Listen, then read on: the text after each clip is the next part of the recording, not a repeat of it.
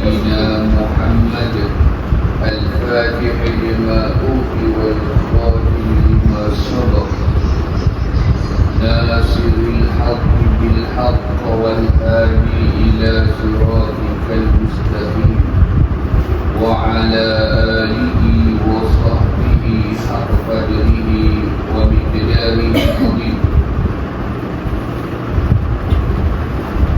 سبحانك لا علم لنا إلا ما علمتنا إنك أنت العليم الحكيم. قال رب اشرح لي صدري ويسر لي أمري واحلل عقدة من لساني يفقهوا قولي ولا حول ولا قوة إلا بالله العلي العظيم ولا حول ولا قوة إلا بالله العلي العظيم بمئة ألف ألف ألف لا حول ولا قوة إلا بالله العلي العظيم. نوينا تعلما وتعليم وتدبر وتذكير والإفادة والاستفادة والحث على التمسك بكتاب الله وبسنة رسول الله صلى الله عليه وسلم والدعاء إلى الهدى والدلالة على الخير ابتغاء وجه الله ومرضاته وقربه وثوابه. آمين اللهم آمين. عما بعد، السلام عليكم ورحمة الله تعالى وبركاته.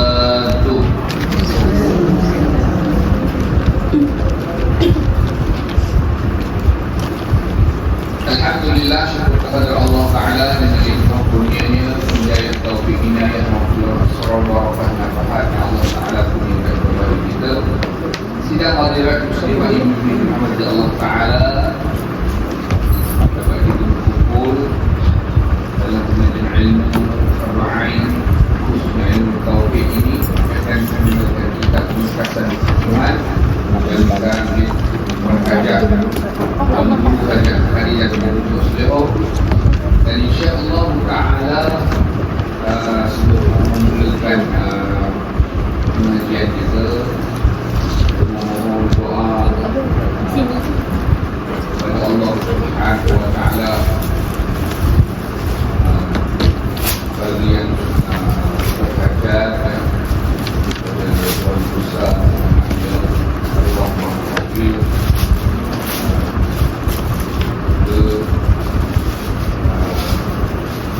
Farah Ma'anya Aminah Baru Islamuddin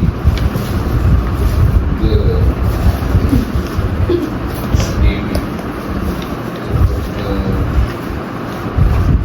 hari lahir beliau ini. Kita doakan semua yang berhajat, semoga Allah Ta'ala bagi yang telah meninggal dunia agar Allah Subhanahu rahmat atas mereka, luasan mereka, diberikan banyak sebaik-baiknya kebaikan di bawah sana, dan insyaAllah juga di akhirat nanti.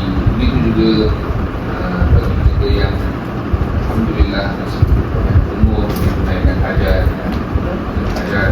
juga berkaitan dengan kegiatan keselamatan dalam kehidupan, kesihatan dan segala hajat dunia akhirat.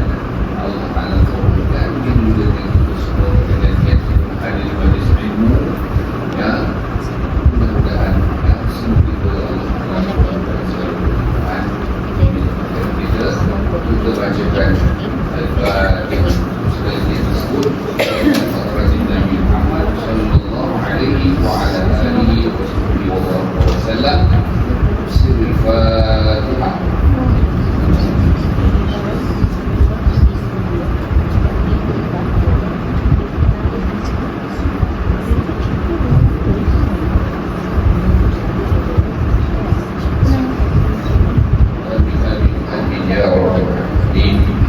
Baik, kita akan sambung kuliah kita masih lagi di dalam bab akidah. Baik, catatan ni nanti semua sama je daripada wujud hari itu sampai kidam dan seterusnya. Bila sebut dalil, sesuatu yang menunjukkan kebenaran atas sesuatu. Akal, sesuatu yang dapat membezakan antara yang baik dengan yang buruk. So, kalau dalil akal, ini catatannya ke 9. So, saya buat macam ni dia, rekah saja. Dan lebih banyak, faham kan? Yang ni, copy paste kat sini dia, menurut akal yang waras. Faham tak? Faham. So, kita tengok pada yang seterusnya, iaitu baharu sekalian alam ini.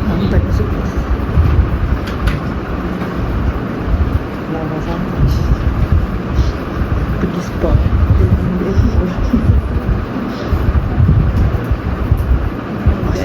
Jangan di baru belum.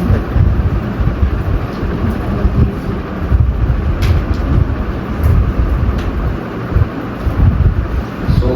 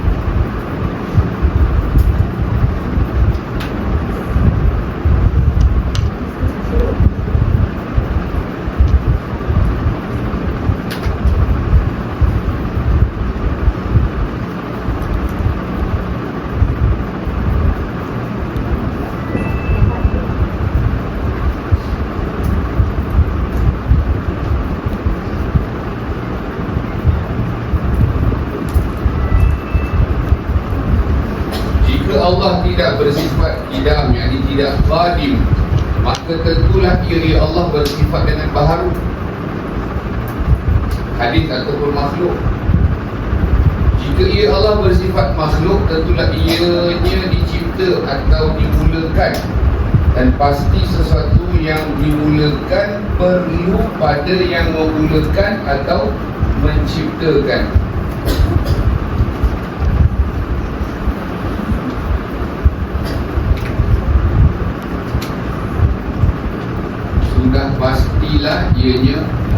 mustahil.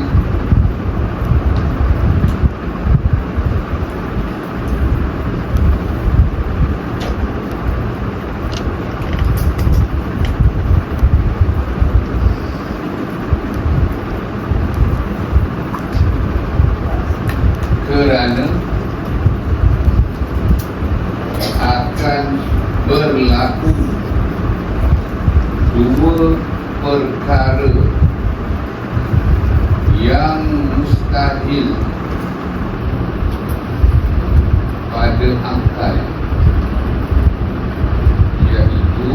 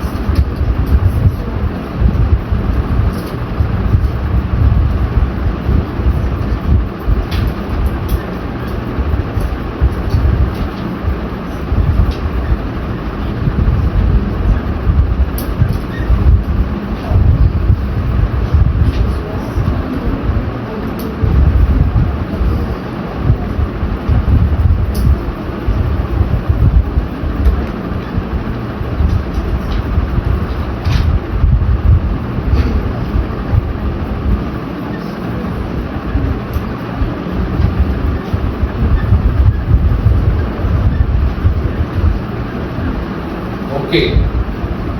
Jadi baharunya alam ini menjadi dalil Allah Ta'ala itu sedia ada.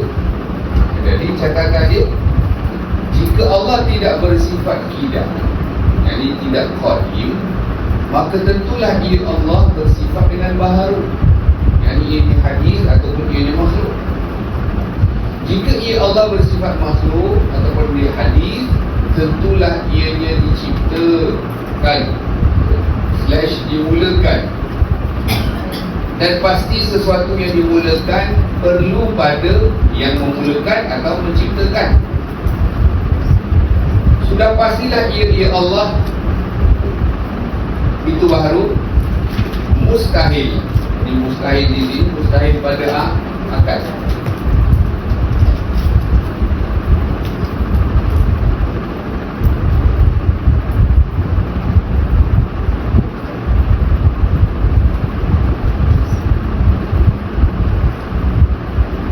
Kerana akan berlaku dua perkara yang mustahil.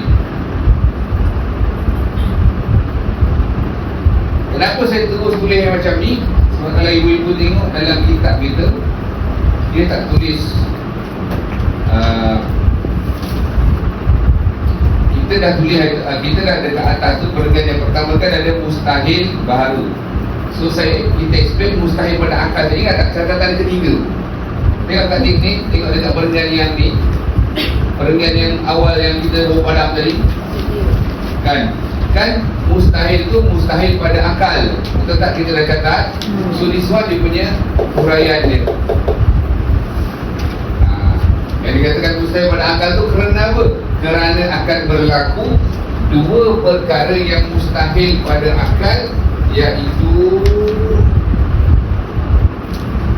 ad-daur dengan at-tasalsul.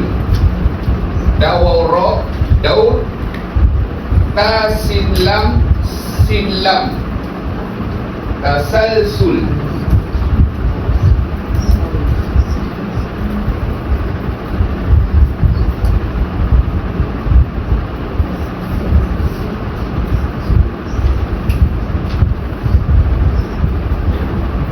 Tasalsul. Apa dia ad-daur? Berpusing-pusing lalu kembali kepada asal. Dia pusing macam dok merry-go-round lah, pusing. Satu lagi tasalsul, bersambung-sambung terus-menerus dengan ketiadaan kesudahan.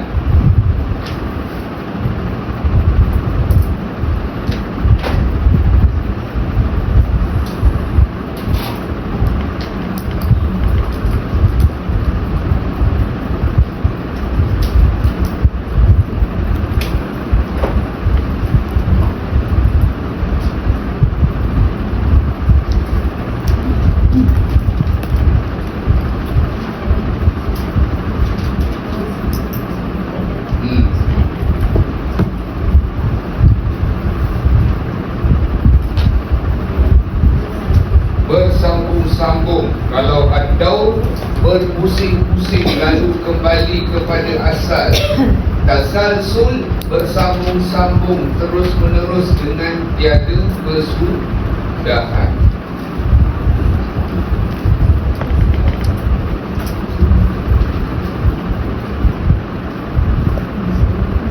Ustaz, yang last apa ni? Which one yang mana? Sedangkan kedua-dua ini apa dia? Ad-daur dengan tasalsul. Kedua-dua ini tu apa? Daur dengan tasalsul.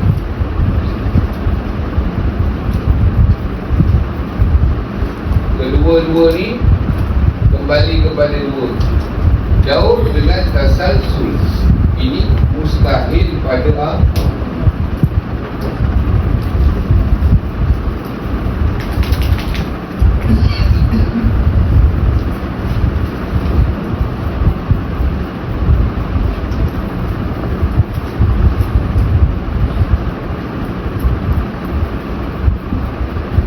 saya bagi explanation lisan dulu. Okay.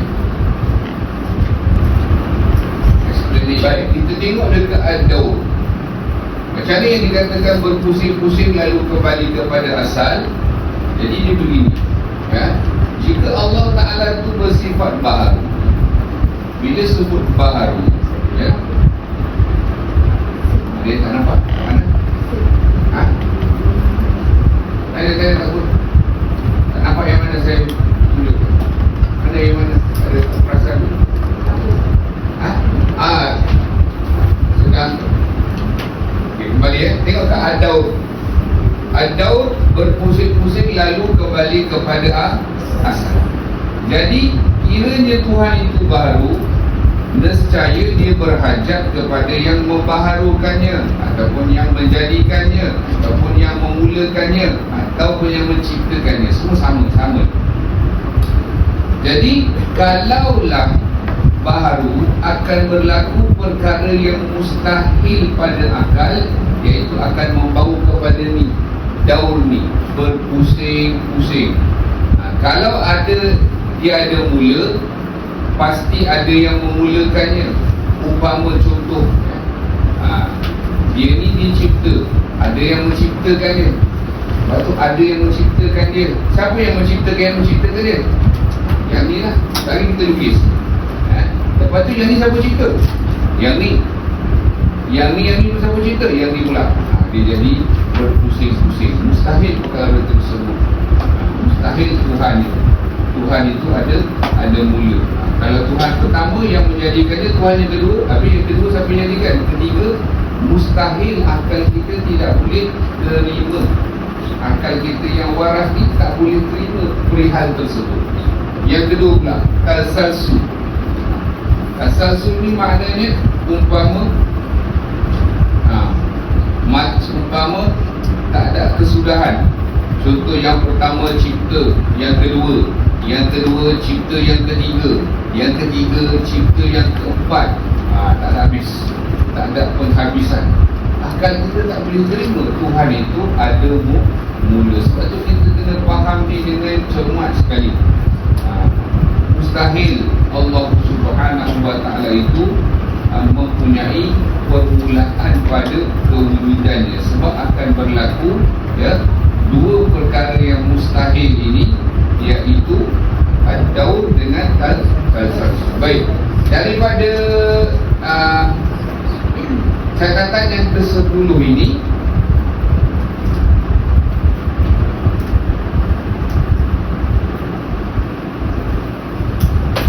baik, saya akan buat dia punya huraian yang seterusnya dekat belah sana. Baik, masih lagi catatan yang ke-10.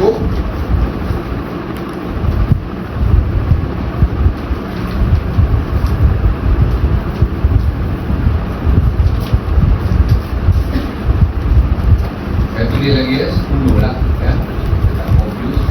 Jadi catatan pada yang pertama atau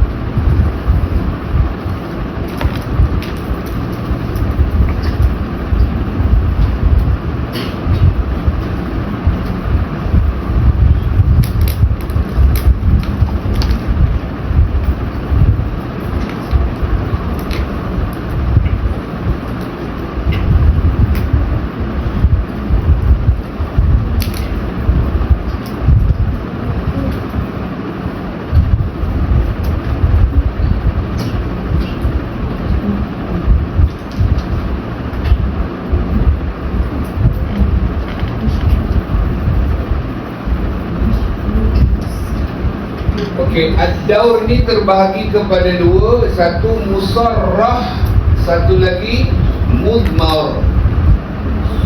Jadi yang musarrah ni melibatkan dua pihak. Ada manakala mudmar ini melibatkan tiga pihak ataupun lebih.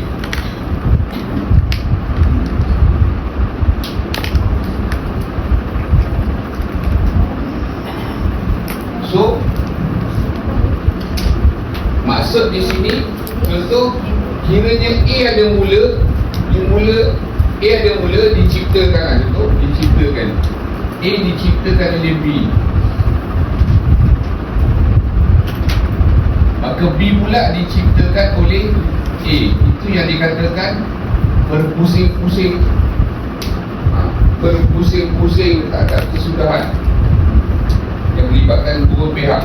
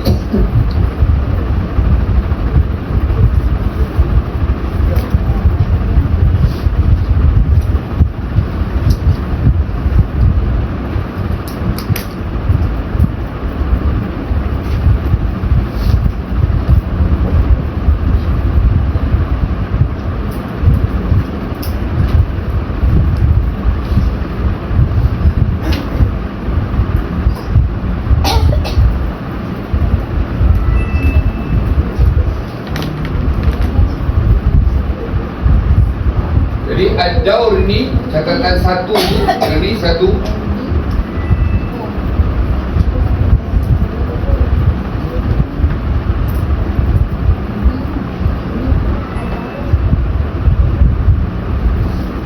Contoh sekiranya ada mula, contoh yang mengatakan Tuhan itu ada mula, contoh A yang dicipta oleh B, habis siapa yang cipta B? A itu poin ni sekarang, poin dia pusing. Dia kata Tuhan tak ada mula, Tuhan tidak ada mula. Tapi yang kata Tuhan tak ada mula, akan berlaku perkara mustahil ini, iaitu contoh kiranya ada mula, contoh A diciptakan oleh B, B pula diciptakan oleh A, dia pusing. Macam itu yang kalau disebut ad-daur yang melibatkan dua pihak yang musarrah ni. Contoh ni, A diciptakan oleh B dan B pula diciptakan oleh A, dan ini berlaku berpusing-pusing tanpa berpusing-pusing dia ya. Daur ni tanpa ada kesudahan. Itu yang dikatakan mustahil pada akal. Akal kita tak boleh terima benda ni, daur ni. Mustahil pada akal apa? Akal tak terima ada. Jangan lupa Tuhan tu ada mula, akal kita tak boleh terima. Siapa tak boleh terima? Akan berlaku dua perkara yang mustahil, ad-daur dengan tasalsul. Ad-daur perbahasannya, contoh dibahagikan lagi kepada contoh melibatkan dua pihak, dinamakan ad-daur musarrah. Contoh A yang menciptakan B, contoh B pula siapa cipta? A dicipta oleh B, contoh B pula siapa cipta? A. Penting pusing. Alif. Ataupun yang ni pula, ya, yang melibatkan tiga ataupun lebih pihak. Jadi ad-daur mudmar.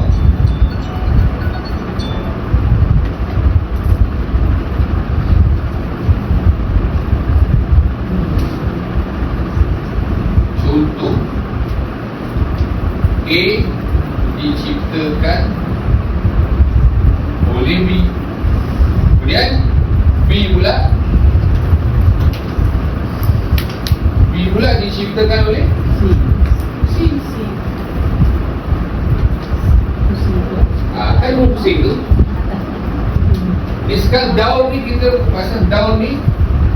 pusing.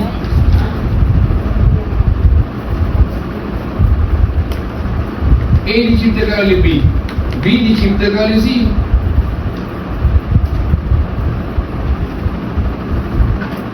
Kemudian C diciptakan oleh A. Terus pening, pusing-pusing.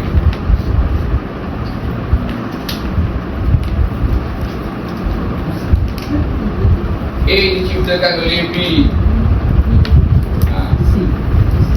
dan B diciptakan oleh C. Kan pusing tu.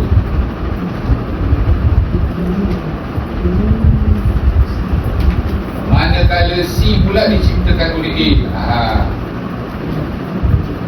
kan pening tu.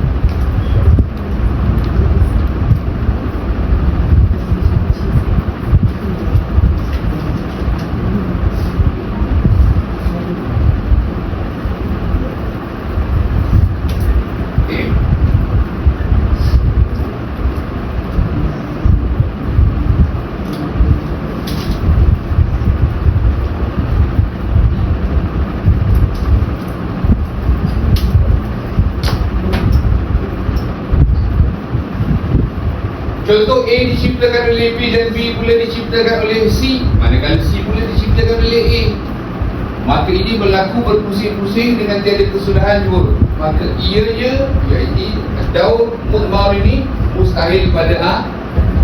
Tak boleh tiru. Tak boleh tiru. Sebab tu agama kita ni jelas. Dalil naklinya, dalil aklinya jelas.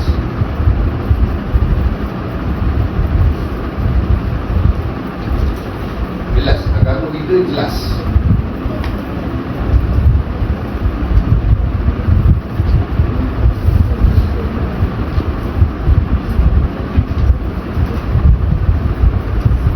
Okey, itu ad-daur kan? Jadi kan tasalsul pula.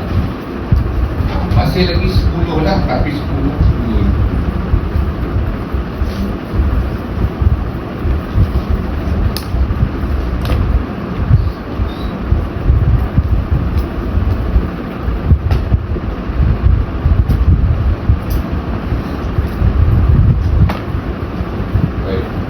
Jadi at-tasalsuli contoh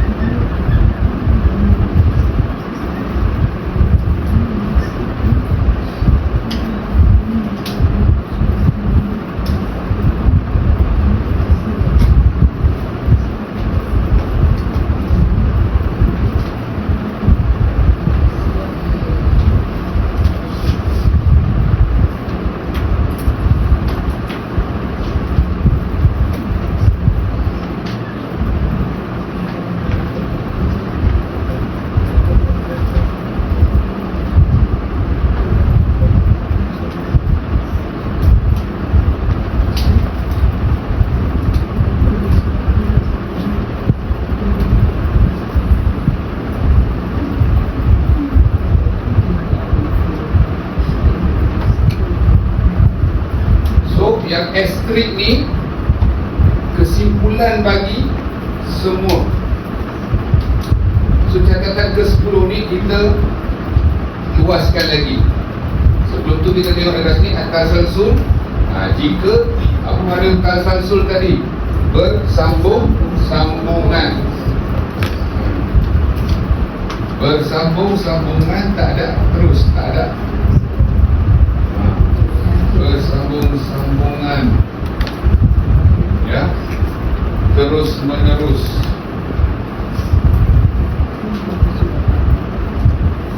Dengan tiada kesudahan.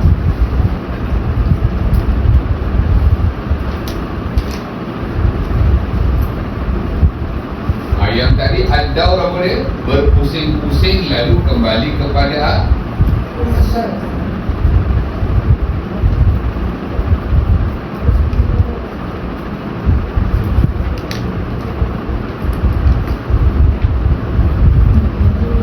Kalau macam ni berpusing-pusing, yang ni pun sama juga. Berpusing-pusing-pusing. Kali ni pun. Jadi tasalsul pula bersambung-sambungan terus menerus dengan tiada kesudahan. Contoh A cipta B, B yang ciptakan C, C ciptakan D, D ciptakan E ciptakan F. Terus. Tak ada kesudahan. Maka ianya tasalsul ini, tasalsul ini mustahil pada akal. Jadi kesimpulan kat sini, ekstrik tu dia, kesimpulan dia.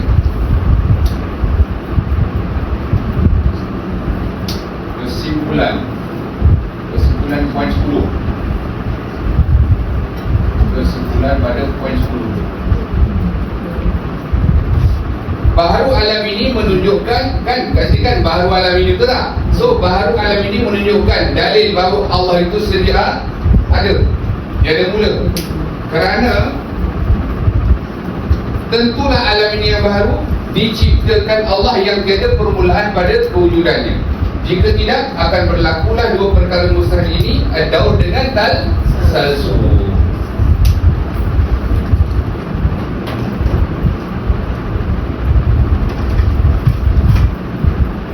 Sila, ada soalan.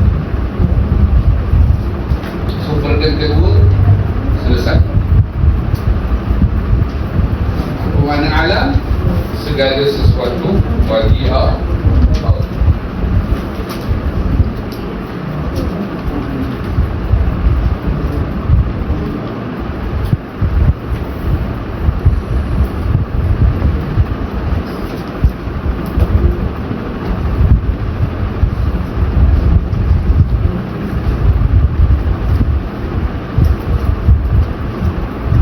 Segala sesuatu selain daripada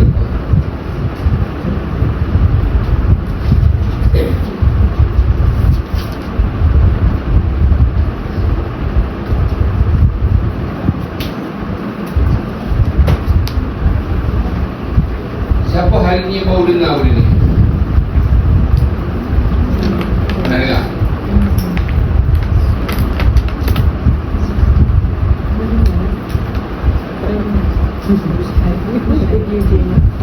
Ya.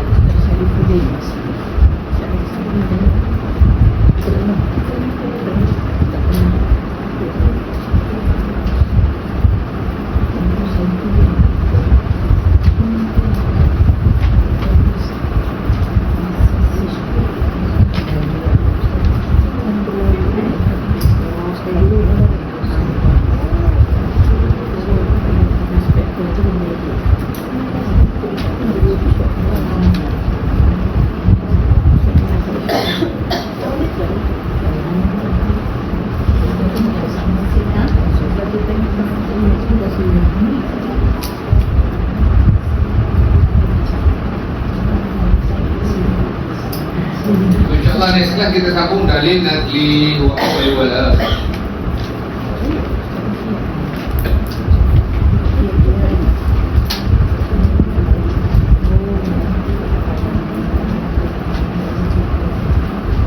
Saya tanya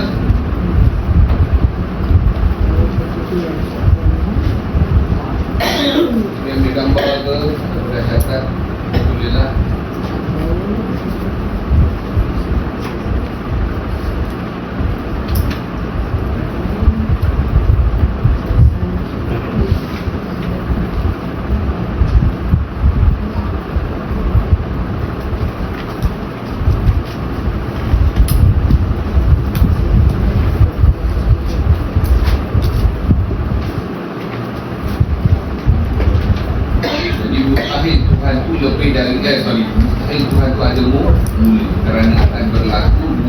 al-mustahil ini iaitu al-daul dengan asas. Jadi jelas, akidah kita ni jelas. Tak ada apa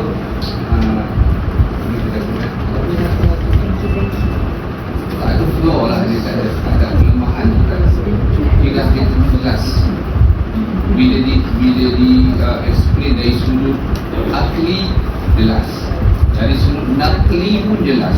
Itu sudut wahyu daripada Allah.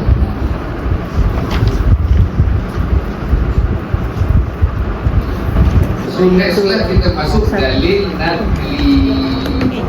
Apa dalil nakli? Daripada wahyu lah, Al-Quran ataupun hadis. Jadi untuk dalil nakli ni untuk hijab dan bapa sama, Quran dia pun sama, hadis dia pun sama. Cuma kat bapa nanti ada dalil yang lain lah. Tapi gabungan dua pada hijab bapa ada pada satu ayat, iaitu wa awwalu wal akhir. Wa awwalu wal akhir wa zahiru wal batin wa huwa bi kulli syai'in alim. Maka ada tiga dalil dalam satu ayat, iaitu surah Al-Hadid ayat 3.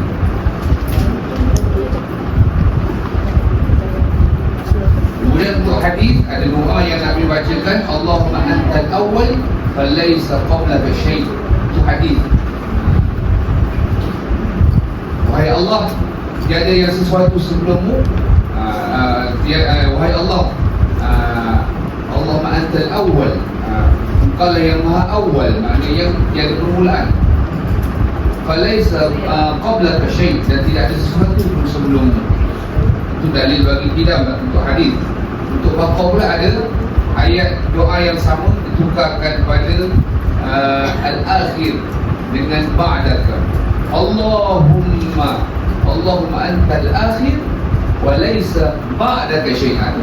Selepaslah, wahai Allah, engkau yang maha akhir, yakni tidak ada kesudahan, tidak ada sesuatu pun selepasmu. Itu dalil, nanti kita catatlah, ini kita tahu lisan dulu. Nanti kita tengok dalil nanti apa Al-Qurannya dan dalil hadis apa berkenaan dengan tajuk kita, iaitu tajuk kita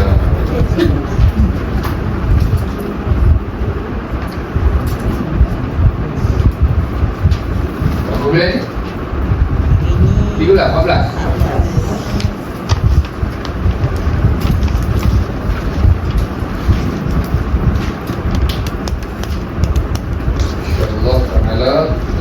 Kita ada arahan pemerintah, kita jumpa dua minggu kan.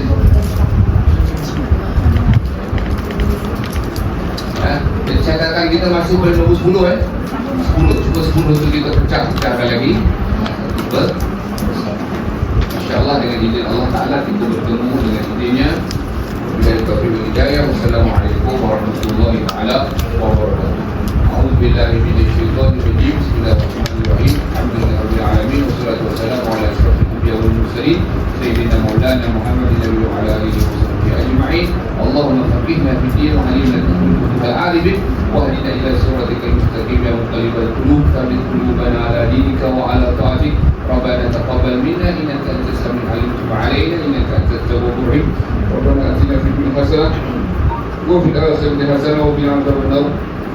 وصلى الله على سيدنا محمد وعلى اله وصحبه والحمد لله رب العالمين.